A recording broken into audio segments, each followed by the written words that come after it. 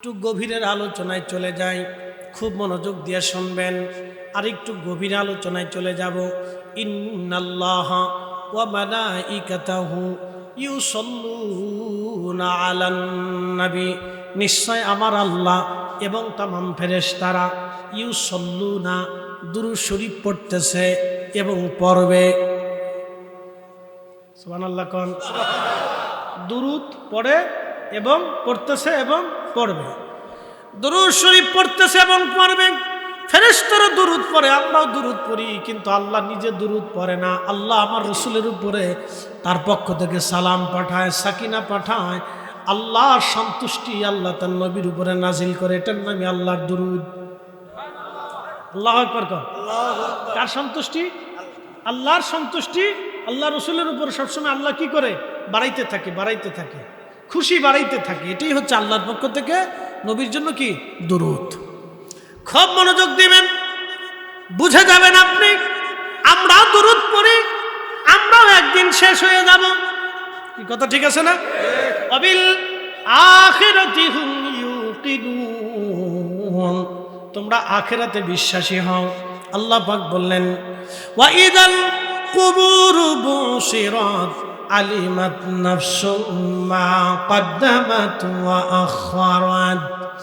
আল্লাহ বললেন কবর যেদিন উদ্ধরিত হবে, আহা সেই দিন সমস্ত মানুষ জানতে পারবে আগে কি পাঠাইলো, পরে কি পাঠাইলো, কি আমল পাঠাইলো, কি জিন্দেগি পাঠাইলো। এই মানুষগুলি তখন তারা জানতে পারবে। তার মানে কিয়ামত হয়ে গেলে আমরাও শেষ। কথা ঠিক আছে কিনা? আমরাও শেষ। ফেরেশতারা অনেকেও শেষ হয়ে যাবে, আবার অনেক ফেরেশতা থাকবে। একবারে ফেরেশতা শেষ হয়ে যাবে তা না, কারণ জাহান্নামীদেরকে শাস্তি দেওয়ার জন্য ফেরেশতা থাকবে, আরশে মুআল্লা ধরে থাকার জন্য ফেরেশতা থাকবে, এরপরে আরো অনেক আনুষঙ্গিক জান্নাত ধরে থাকার জন্য ফেরেশতারা থাকবে, আল্লাহর ফেরেশতা থাকবে। আল্লাহ ডাক দেয়া বলেন ইউসাল্লুনা আলান নবী, ফেরেশতারা পড়তেছে, আগামীতেও পড়বে, আমি পড়তেছি, আগামীতেও পড়ব। এখন প্রশ্ন হলো, যখন ইসরাফিল প্রথম সিংহে ফুৎকারে দিবে, তখন সৃষ্টির আর কিছুই থাকবে না। আল্লাহ বলেন কুল্লু মান আলাইহা ফানি ওয়া ইয়াবকা, আসমান না সাত জমিন কিছুই থাকবে না। কুল্লু মান আলাইহা ফান, সব শেষ হয়ে যাবে। ওয়া ইয়াবকা ওয়াজহু রাব্বিকা যুল জালালি ওয়াল ইকরাম।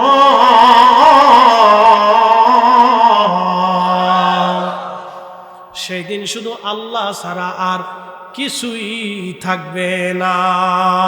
আল্লাহু আকবার। কে থাকবে? একসাথে বলেন, কে থাকবে? আল্লাহ করবেটা কি? আল্লাহ তখন করবে কি? আল্লাহ তো আল্লাহ আল্লাহ বলবে না, আল্লাহ তোর আল্লাহ আল্লাহ বলবে না, আল্লাহ তোর বান্দা বান্দা বলবে না, আল্লাহ তো আল্লাহ আল্লাহ বলবে না, আল্লাহ তো বান্দা বান্দা বলবে না। আল্লাহর ওয়াদা ইউসাল্লুনা আলান নবী, তখনও আমার আল্লাহ তার হাবিবের শানে দুরূদ পাঠাতে থাকবে। না না, একসাথে ধরে বলেন না ইয়া রাসূলুল্লাহ। শ্রেষ্ঠ নবী দিলাম রে, ঠিক কিনা? শ্রেষ্ঠ নবী দিলাম রে, তরিয়ে নিতে রোজ হাসরে। শ্রেষ্ঠ নবী দিলাম রে, তরিয়ে নিতে রোজ হাসরে। পথ না ভুলি তাই তো দিলে পাক কুরআনের বাণী খুদা, তোমার মেহেরবানি। সুন্দর ফুল সুন্দর ফল, মিঠা নদীর পানি খুদা, তোমার মেহেরবানি খুদা, তোমার মেহেরবানি।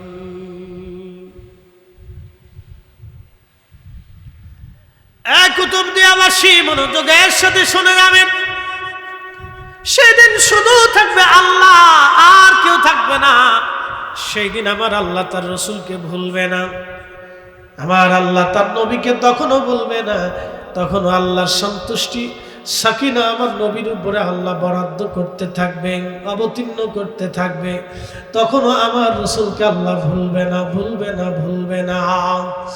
আপনারা দুরূদ পড়েন আর না পড়েন, সালাম দেন বা না দেন, মিশকাতুল মাসাবির বাবুল কারামতের ভিতরে হাদিস এসেছে, আল্লাহর হাবিবের রওজা শরীফের চারপাশে 70,000 ফেরেশতা যখন সূর্য উদয় হয়, 70,000 ফেরেশতা সূর্য উদয় হওয়ার পরে এই আল্লাহর হাবিবের রওজা মোবারক ঘিরে ধরে দাঁড়ায় যায়।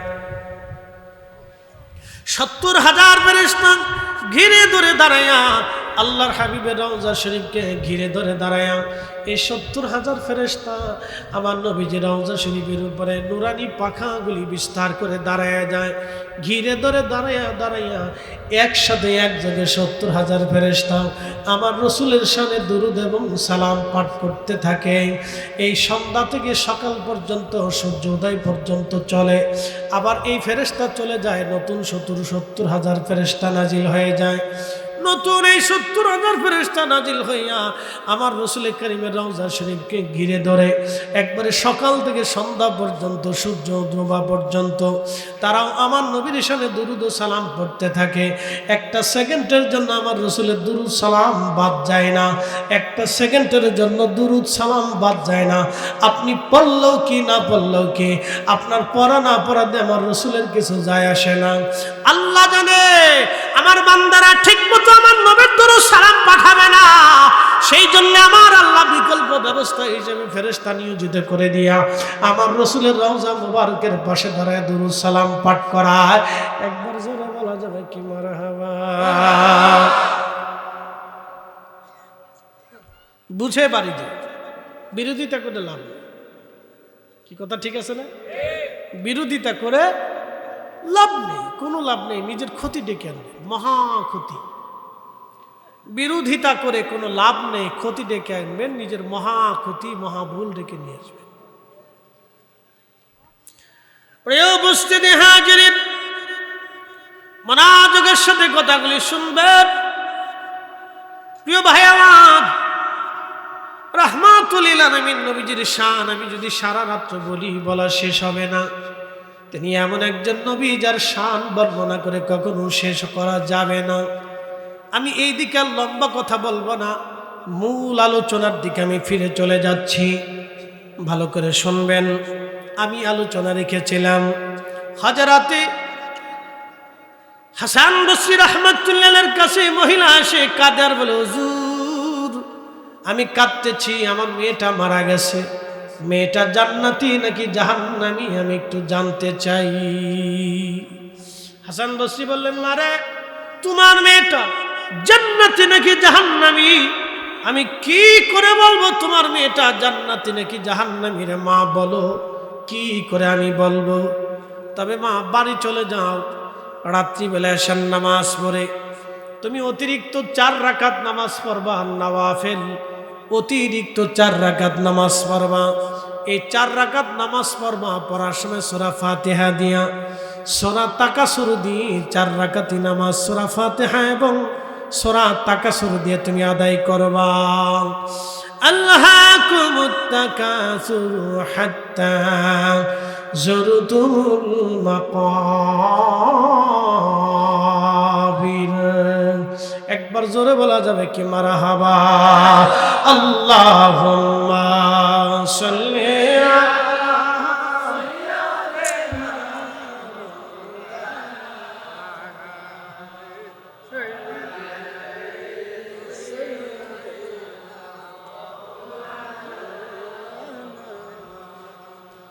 নবীর ইশকে যার দিল ভাই এ ভুবনে কাঁদে না, রোজ হাসরে ভাই জানতারা নবীজির দেখা পাবে না। আল্লাহুম্মা সাল্লি আলা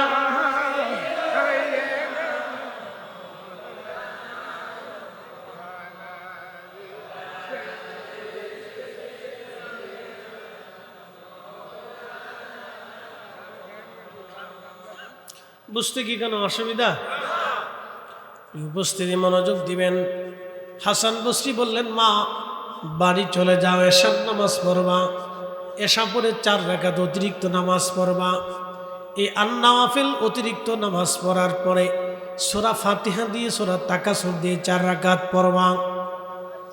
এই 4 রাকাত নামাজ শেষ করার পরে তুমি দুরূদ শরীফ পড়বা। দুরূদ শরীফ পড়তে পড়তে তুমি ঘুমায়ে যাবা।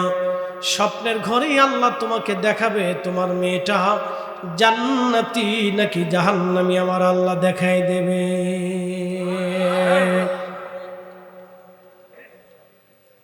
শুনেন, এই যে আমলটা হাসান বসরি বলে দিলেন, পৃথিবীর কোনো কিতাবে পাবেন না। না আল্লাহ রসুল কখনো শিখাইছেন, না সাহাবীরা শিখাইছেন। আল্লাহ রসুলও শিখান নাই, সাহাবীরাও শিখান নাই, কিন্তু তিনি শিখাই দিলেন। এই বিদ্যাগুলি হচ্ছে ইলমে মারিফত। কথা ঠিক কিনা? এই বিদ্যাগুলি কি আল্লাহর পক্ষ থেকে কালবের মধ্যে মেসেজ আল্লাহ পাঠায় যে তুমি এই কাজ করতে বলো, আমি আল্লাহ তাআলা দেখাবো। একসাথে করেন আল্লাহু আকবার। তাহলে আর নওয়াফিল অতিরিক্ত ইবাদতের দরকার আছে কিনা? নাই, বেশি বেশি করবে। এই অতিরিক্ত ইবাদতটাকে আমাদের দেশের এক শ্রেণীর ভাইরা বানাইছে বেদাত। কি বানাইছে? বেদাত। এই নওয়াফিল অতিরিক্ত ইবাদতটাকে আমার এই ভাইরা বলতেছেন বেদাত। আসলে বেদাত না, এটা ইবাদত। এখন আমি কেমনে বুঝাই আপনার? আচ্ছা আপনার একটু যুক্তি দিই, ভালো করে বুঝবেন। লাইলি আর মজনু প্রেম কাহিনী তো শুনছেন আপনার, যদিও কোন কিতাবে আছে কিনা জানি না। অনেক এই দার্শনিকরা লিখেছেন, অনেক কবিরা লিখেছেন, অনেক আধ্যাত্মিক সুফিরা অনেক সময় আল্লাহ এবং তার বান্দার প্রেমের সম্পর্কের বর্ণনা দিতে যে ঘটনাগুলি লিখছেন। সত্য মিথ্যা কতটুকুন আমি জানি না, তবে সত্য হওয়াটাই স্বাভাবিক। আচ্ছা যাই হোক, তো মজনু আর লাইলি, তো মজনু লাইলির জন্য খুব পাগল ছিল। তো লাইলি কিন্তু সুন্দরী ছিল না, লাইলি কিন্তু সুন্দরী ছিল না। লাইলি অতটা সুন্দর না, কিন্তু মজনু পাগল। তো একজন লোকে একদিন জিজ্ঞেস করে, আরে মজনু তুই তো আসলেই পাগল, লাইলিরে তো আমি দেখলাম, ও তো বেশি সুন্দরী না, একটা নর্মাল মেয়ে, তার জন্য তুই এত পাগল হয়েছিস কেন? কে দেখ রে, তুই প্রেম জানিস না। আমার চোখ যদি তোর চোখে লাগানো যাইতো তাহলে তুই বুঝতি যে লাইলি কত সুন্দর। আল্লাহু আকবার কোন। আচ্ছা বলেন তো, আমাদের বাংলাদেশে পৃথিবীতে অনেক এই সুন্দরী যারা আমাদের দেশে বলে নায়িকা আছে না ভাই? এগুলি নাম নেওয়াটাও ঠিক না, এটা কোরআনের মজলিস, আমি নাম বুঝার জন্য নিচ্ছি। তারা মোটামুটি বেশভূষা, সুন্দর সুন্দর পোশাক অর্ধ উলঙ্গ, ল্যাংটা সিরা ফাড়া ফুরে পুড়িয়া তারা মানুষকে দেখায়। এটা তাদের এক ধরনের বিজনেস। কথা ঠিক আছে না ভাই? তারা মানুষকে দেহ প্রদর্শন করে অর্থ রুজি করে। আস্তাগফিরুল্লাহ আল-আযীম, লা হাওলা ওয়ালা কুওয়াতা ইল্লা বিল্লাহ। তা মনোযোগ দেন, এই যে তারা সৌন্দর্য প্রদর্শন করে, তাদের সংসার কিন্তু বেশি দিন টিকে না, তাদের অধিক সংসার নষ্ট হয়ে যায়। তারা দেখতে সুন্দর কিন্তু সংসার টিকে না। আবার বাংলাদেশে এমনও দরিদ্র আছে, এমন মহিলা আছে যাদের সৌন্দর্য নাই, কিন্তু দীর্ঘদিন তারা স্বামী স্ত্রী খুব মহব্বতের সম্পর্ক নিয়ে টিকে আছে। তাহলে এই পুরুষের চোখ আর এই নারীর চোখ, ওই তাদের চোখ আর তাদের চোখ এক চোখ না। কথা ঠিক আছে কিনা? চোখও ভিন্ন, পছন্দ ভিন্ন। তো মনোযোগ দিবেন, যে কথা বলছিলাম, তো মজনু বলতেছে আমার চোখ যদি তোমার চোখে লাগানো যাইতো তাহলে তুমি বুঝতা যে প্রেম কি জিনিস, তাহলে তুমি বুঝতা যে লাইলি কত সুন্দর। যেহেতু আমার চোখ তোমার চোখে নাই, অতএব তোমার চোখ দিয়ে তুমি বুঝবা না। তা আমাদের চোখে নবীর দুরুদ সালাম, মিলাদ, জিকির, দোয়া, দুরুদ, ইসালে সোয়াব, এগুলি হচ্ছে ইবাদত। আর আমাদের ভাইদের তাদের চোখে হচ্ছে বেদাত, আর আমাদের চোখে ইবাদত। আমি তো আমার চোখ তারে দিতে পারতেছি না, এই জন্য সে বুঝতে পারতেছে না যে এটা কোনটা ইবাদত আর কোনটা বেদাত। তা আমার চোখ যদি আমি তারে দিতে পারতাম তাহলে বুঝতে যে এশকে রসুল কি জিনিস। কথা ঠিক আছে কিনা? আমি এই চোখটাকে দিতে পারছি না, এই জন্য চোখ ভিন্ন, দিল ভিন্ন। কথা ঠিক আছে কিনা? কি ভিন্ন? দিল ভিন্ন। আমাদের দেশে প্রিয় ভাই হিন্দু সম্প্রদায় আছে না? কুতুবদিয়াতে আছে কিনা? আছে। তো হিন্দু সম্প্রদায়ের যারা আছেন, সনাতনী যারা আছে, তারা কিন্তু বহু দেবতায় বিশ্বাসী। তারা এই বিদ্যার জন্য সরস্বতীর কাছে চায়, এই জন্য তারা সরস্বতী পূজা করে। এরপরে আপনার ঘরে বরকতের জন্য, কল্যাণের জন্য তারা লক্ষ্মী পূজা করে, লক্ষ্মীর কাছে তারা চায়। দুর্গার পূজা করে, দুর্গা তাদের বড় দেবতা, এই জন্য বড় দেবতার কাছে বছরে একবার বড় কিছু তারা চায়। কালীর কাছে তারা চায়। এরপরে আসে হচ্ছে আপনার মনসার কাছে তারা চায়, শিবের কাছে চায়, কার্তিকের কাছে চায়, গণেশের কাছে চায়। এরকম ভিন্ন ভিন্ন তাদের অনেক দেবতা আছে। সারাদিন সে রাম রাম জপতে থাকে, হরে কৃষ্ণ জপে, রাধা রাধা জপে, রাধে রাধে জপে, শ্রীকৃষ্ণ জপে, জয় শ্রীরাম বলে। কি আছেন এরকম? এরকম তারা জপতে থাকে। এখন আমরা আল্লাহর জিকির করি। এখন হিন্দু এসে বলল যে আরে বেটা, তুই আল্লাহ দেখিস না কিন্তু সেজদা দিস কেন? এখন ভাই, আমার দিল যদি হিন্দুর দিলের ভিতরে বসানো যাইতো, তাহলে ও বুঝতো যে এই দিল কি জিনিস। কথা ঠিক আছে কিনা? এই জন্য দিল একরকম না, এশকে রসুলের একটা দিল, এই দিলটা আলাদা দিল। তো যার অন্তরে এশকে রসুল নাই, আমি তার বুঝাইতে পারবো না যে এশকে রসুল কি জিনিস। এটা হযরত ওয়াসাল কারণী বুঝতো, এটা হযরত বেলাল বুঝতো, এটা হযরত মালিক ইবনে সানানা বুঝতো, এটা হযরত গসলুল মালায়েকা হানজালা বুঝতো, এটা হযরত আম্মাজান খাদিজাতুল কুবরা বুঝতো, এটা সাইয়েদনা হযরত আবু বকর সিদ্দিক বুঝতো, এটা হযরত আলী বুঝতো, এটা হাসান হুসেইন বুঝতো, এটা ফাতেমা বুঝতো, এটা আম্মাজান আয়েশা সিদ্দিকা বুঝতো, এটা সাহাবায়ে কেরাম বুঝতো, এটা আশিকে রাসূলরা বুঝে। দিল একরকম না, চোখ একরকম না। এই জন্য আমি তার ইবাদত বুঝাইতেও পারতেছি না। কথা ঠিক কিনা? আমি তার ইবাদত বুঝাইতে পারতেছি না। আমার কাছে যেটা ইবাদত, তার কাছে সেটা বেদাত মনে হচ্ছে। এখন আমি তার বুঝাইতে পারতেছি না। না বোঝানোটা এটা আমাদের ব্যর্থতা না, আমাদেরও ব্যর্থতা না। আমি বুঝাইতে পারতেছি না, সেটা আল্লাহর ইচ্ছা, এটা আমার কোনো ইচ্ছা নাই। প্রিয় উপস্থিতি হাজিরিন,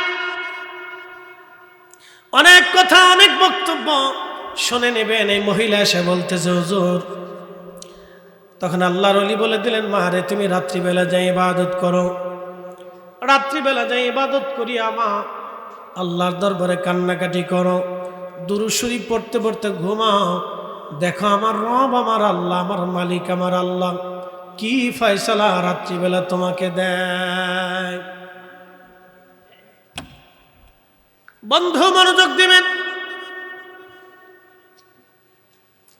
হাজিরিন,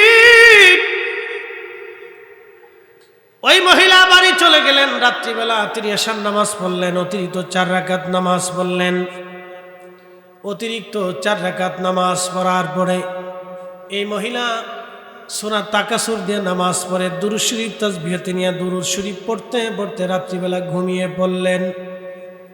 স্বপ্নের ঘরে দেখে তার মেয়েটাকে আল্লাহ দেখাচ্ছেন, মেয়েটা জাহান্নামের লেলিহান আগুনের মধ্যে দাউ দাউ করে জ্বলতেছে। আর মেয়েটা তার মাকে দেখে বলতেছে, মা আমি জাহান্নামী হয়ে গেছি রে মা, ও মা আমি বড় কষ্টের মধ্যে আছি, মা গো তুমি আমার জন্য একটা ব্যবস্থা করো, আমার রব আমার উপরে নারাজ হয়ে গেছে। মা রে, আমি জাহান্নামের আগুনের লেলিহান শিখার মধ্যে পড়তেছি। কুতুবদিয়ার মা বোনেরা শুনিয়া যান, ওই জমানার নারীরা পর্দা ছাড়া চলতো না, ওই জমানার নারীরা আপনার ফরজের নামাজ কাজা করতো না, ওই জমানার নারীরা তাহাজ্জুদের নামাজও কাজা করতো না। সেই জমানার নারীরা জাহান্নামের আগুনে পড়তেছে। ও মা আমার, বোন আমার, আমার কথাগুলি বুঝে যাবেন বোন। অতএব এখনই সময়, ইরজিই ইলা রাব্বিকি রাদিয়াতাম মারদিয়া, আপনি আল্লাহ সন্তুষ্টির জন্য সন্তুষ্টির দিকে ফিরে আসেন, আপনি আল্লাহ সন্তুষ্টির দিকে ফিরে আসেন। আপনি আমি আল্লাহ সন্তুষ্টির দিকে ফিরে আসি। খুব মনোযোগ দিয়ে শোনেন। ওই মহিলা কাঁদতেছে, মেয়েটাও কাঁদে, মা আমি জাহান্নামের লেলিহান শিখার মধ্যে পড়তেছি গো মা, আপনি একটা ব্যবস্থা করেন। আহা, স্বপ্নটা দেখার পরে মহিলার ঘুম ভেঙে গেল। তিনি আর ঘুমাইতে পারলেন না। রাত্রি ভরে তাহাজ্জুদ পরে ফজর পর্যন্ত কান্নাকাটি করলেন আল্লাহর দরবারে। সকালবেলা ফজরের নামাজ পড়ে মহিলা কাঁদতে কাঁদতে হযরত হাসান বসরি রাহমাতুল্লাহ দরগাহে ওনার হুজরার পাশে যে দাঁড়ায় গেলেন। হাসান বসরি রাহমাতুল্লাহ আলাইহি হুজরা শরীফের পাশে দাঁড়ায় গেলেন। দাঁড়ায় মহিলা কাঁদতেছে। হাসান বসরি জিজ্ঞেস করলেন, আগেরটাই তো ভালো ছিল, লাড়ালাড়ি করেন না, যেমন ছিল তো। হাসান বসরি রাহমাতুল্লাহ আলাইহি ওই মহিলাকে ডাক দিয়ে বলেন, মা কি স্বপ্ন দেখছো মা বলো। মহিলা ডাক দিয়ে বলতেছে, হুজুর রাত্রিবেলা স্বপ্ন দেখেছি আপনার দেওয়া আমল আমি করেছি। আমল করার পরে আমি রাত্রিবেলা দেখি আল্লাহ আমার মেয়েটাকে জাহান্নামের লেলিহান আগুনের মধ্যে পোড়াইতেছে। হুজুর এখন আমি কি করব? মেয়েটা চিৎকার মেরে মেরে আমার কাছে সাহায্য চাইতেছিল। আমি মা কলিজা ফাটা কান্না করতেছি মেয়েটার জন্য। ও গো আল্লাহর ওলি, উপায় কি আমার উপায় কি? ওই মহিলাকে হাসান বসে ডাকতে বলেন, মা কি উপায় হবে আমি জানি না, আমি বলতে পারবো না। তবে মারে দান সৎকার করলে মানুষের বালা কমে, দান সৎকার মাধ্যমে আল্লাহ খুশি হয়। অতএব তুমি ওই তোমার মেয়েটার জন্য কিছু দান ইসালে সওয়াব করে দিতে পারো। একবার জোরে বলা যাবে কে মারহাবা? কি করে দিত? ইসালে সওয়াব। জোরে বলেন ইসালে সওয়াব অর্থ হচ্ছে জিন্দা মানুষের পক্ষ থেকে মৃত মানুষের কবরে নেকি পাঠানো। আবার বলি, ইসালে সওয়াবের অর্থ হচ্ছে জিন্দা মানুষের পক্ষ থেকে মৃত মানুষের কবরে নেকি পাঠানোটাকে কি বলে? হ্যাঁ, ইসালে সওয়াব। ভালো করে বুঝবে। আল্লাহর নবী বললেন সহিহ বুখারীতে, আমার উম্মতরা তোমরা শোনো, মানুষ মারা যাওয়ার পরে তার আমলের দরজা বন্ধ হয়ে যায়। মানুষ মারা যাওয়ার পরে তার আমলের দরজা বন্ধ হয়ে যায়। তিনটা দরজা তার জন্য খোলা থাকে। একটা দরজা হলো সদকায়ে জারিয়া, প্রবাহিত সওয়াব। জারিয়া মানে প্রবাহিত, সদকায়ে জারিয়া মানে প্রবাহিত সওয়াব। যেমন সাগর সবসময় প্রবাহিত হয়, কখনো সাগর শুকায় না। কথা ঠিক আছে না? সাগর কি শুকায় না, জোয়ার আসে আবার জোয়ার নিয়ে চলে যায়। এখান থেকে কত দূর আছে? এই তো পাশেই তো। কয় হাত হবে? 15-20 হাত হবে, অত 200 হাত সাগর। এই যে সাগরের পাড়ে। আল্লাহু আকবার। তুফানে আপনারা কষ্ট হয় না আপনাদের? ইয়া রাব্বি, আল্লাহ হেফাজত করুক আপনাদেরকে। কত ঝড় তুফান টর্নেডো আপনাদের উপর দিয়ে যায় না? কত কঠিন পরিস্থিতি। সেই হিসেবে আল্লাহ আমাদেরকে অনেক ভালো রাখছে। প্রত্যেক বছরই তো আপনাদেরকে কষ্ট পোহাইতে হয়। ইয়া আল্লাহ, প্রত্যেক বছরই আপনাদের ঘর বাড়িগুলি ভেঙে চলে যায়। কি কঠিন পরিস্থিতি। আল্লাহ আপনারা এই তুফানগুলি সহ্য করেন। এগুলি আল্লাহর পক্ষ থেকে আপনাদের জন্য অনেক বড় পরীক্ষা। কি করার আছে? কিছু তো করার নেই। সাগর যতদিন আছে তুফান ততদিন আছে, আর আপনাদেরও ততদিন সহ্য করতে হবে। আবার বলি, সাগর যতদিন আছে তুফানও ততদিন, আর আপনাদেরও সহ্য করতে হবে। কিছু করার নেই, এটা আল্লাহর ইচ্ছা। কার ইচ্ছা? একসাথে বলেন, কার? আবার বলি, সাগর যতদিন আছে, আপনার যেহেতু সাগরের একেবারে পারে, তুফান আপনাদের সহ্য করতে হবে। এটা আল্লাহর ইচ্ছা। এখানে পৃথিবীর কোনো শক্তি নেই, কোনো শক্তির এখানে হাত কিচ্ছু করার নেই। এই জন্য আল্লাহ বলছেন, আল্লাহু আলা কুল্লি শাইইন কাদির, আমি সব শক্তির উৎস, সমস্ত শক্তির মালিক আমি আল্লাহ, সমস্ত শক্তির মালিক আমি আল্লাহ। আল্লাহর ইচ্ছা, বান্দার কোনো ইচ্ছা নেই, সব আল্লাহর ইচ্ছা। কখনো তোমাকে যদি ভুলি,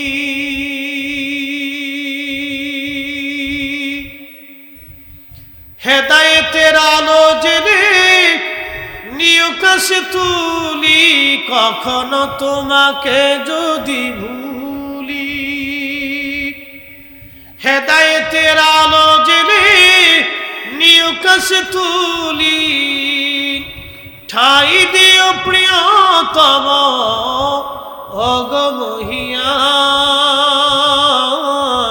অগমহিয়ান, তুমি রহমান, তুমি মেহেরবান, তুমি রহমান, তুমি মেহেরবান।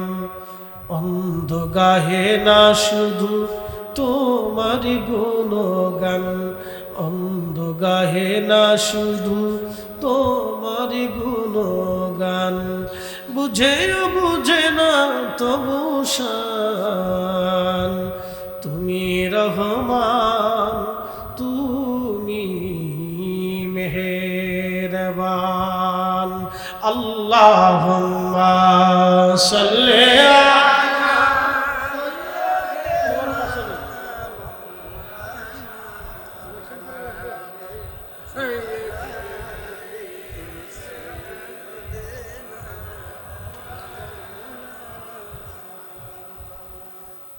প্রিয় ভাই আমার, মনোযোগ দিবেন। সাগর যতদিন আপনাদের উপরে ঝড় ততদিন থাকবে, আপনারা সহ্য করে নিতে হবে। আল্লাহ বললেন, وَلَنَبْلُوَنَّكُمْ بِشَيْءٍ مِّنَ الْخَوْفِ وَالْجُوعِ وَنَقْصٍ مِّنَ الْأَمْوَالِ وَالْأَنفُسِ وَالثَّمَرَاتِ।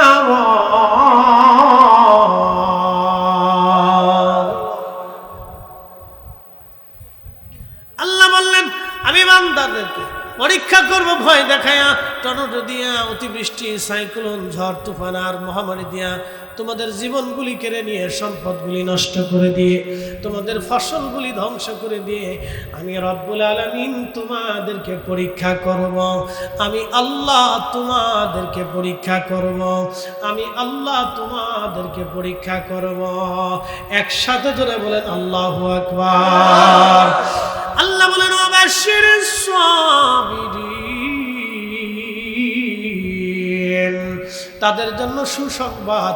এই কঠিন সময় যারা আল্লাহর উপর সবর করে, ধৈর্য ধারণ করে, তাদের জন্য সুসংবাদ। একবার জোরে বলা যাবে কি মারহাবা। সালাতুন ইয়া রাসূলুল্লাহ,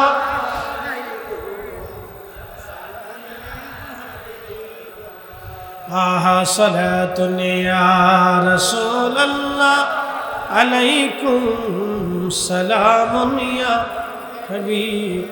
খবর লো ইয়া রাসূলুল্লাহ, খবর লো মেরে মৌলা মেরে আকা, খবর লো। সালাতুন ইয়া রাসূলুল্লাহ,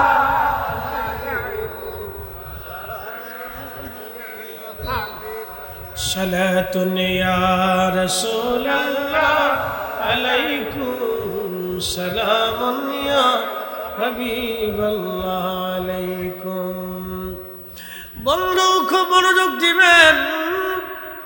হযরত রাসূল করিম সাল্লাল্লাহু আলাইহি সাল্লাম বলেন, আমার উম্মতরা তোমরা শোনো, সদকা জারিয়া, তুমি মসজিদ বানাইলা, যতদিন মসজিদে নামাজ হবে সওয়াব ততদিন চলতে থাকবে।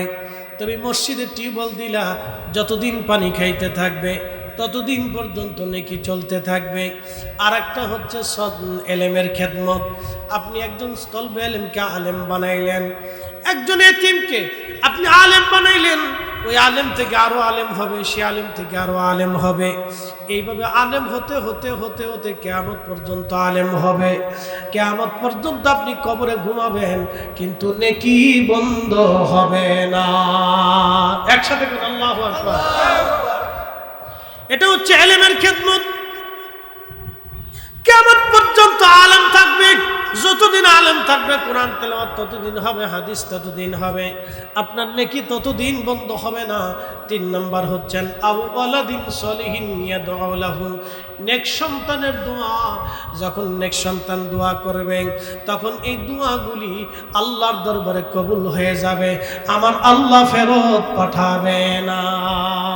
একসাথে আমার সাথে বলেন, রাব্বির হামহুমা কামা রাব্বায়ানি সগীরা। আবার বলেন, রাব্বির হামহুমা কামা রাব্বায়ানি সগীরা। আল্লাহ গো, সেইভাবে তুমি আমার আব্বা আম্মাকে জান্নাতের ভিতরে লালন পালন করো, যেইভাবে ছোট্টকালে কামায়ানি সগীরা, ছোট্টকালে দোলনার ভিতরে রেখে আমার মা আমার লালন পালন করছিল। দুলিয়ে দুলিয়ে মা আমার ঘুম পাড়াইলো, আমার পায়খানা পেশাবগুলি মা পরিষ্কার করে দিল। আমি কখনো দুঃখ পাই মা চাইতো না, আমি কান্না পাইলে সাথে সাথে মা আমার কান্না বন্ধ করার জন্য আমার দুলিয়ে দুলিয়ে ঘুম পাড়ায় চুমায় চুমায় আদরে মা ভরে দিত। আমি অসুস্থ হলে সারা রাত মা ঘুমাইতো না, আব্বা জান আমার দেখলে প্রশান্তি আনতো, কোলের মধ্যে নিয়ে দুলিয়ে দুলিয়ে বাবা আমার চুমা খাইতো, আমার হাতে চুমা খাইতো, বুকে চুমা খাইতো, কপালে চুমা খাইতো, আমার পায়ের মধ্যে চুমা দিত, আমার শরীরের মধ্যে আমার বাবা আমার মা আমার চুমা দিত, বুকের মধ্যে জড়িয়ে ধরে ধরে আদর করে করে আমার দুলিয়ে দুলিয়ে দুলিয়ে দুলিয়ে ঘুম পাড়াইতো।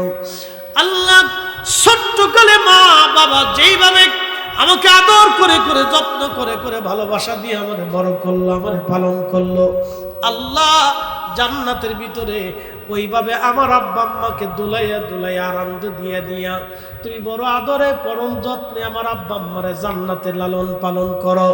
আল্লাহ নিজে দোয়া শিখাই দিয়ে গেলেন, তার মানে আল্লাহ যখন দোয়া শিক্ষা দিলেন অতএব অবশ্যই দোয়াগুলি কাজে লাগে, কবুল হয়ে যায়। কথা কোন ঠিক কিনা? এগুলি ইসালে সওয়াব। কি ইসালে সওয়াব? জিন্দা মানুষের পক্ষ থেকে মৃত মানুষের কবরে নেকি পাঠানো, দোয়া পাঠানো, এটার নাম কি? ইসালে সওয়াব। তাহলে এই ইসালে সওয়াব কি চলবে না বন্ধ হবে? না না, একসাথে বলেন, চলবে না বন্ধ হবে?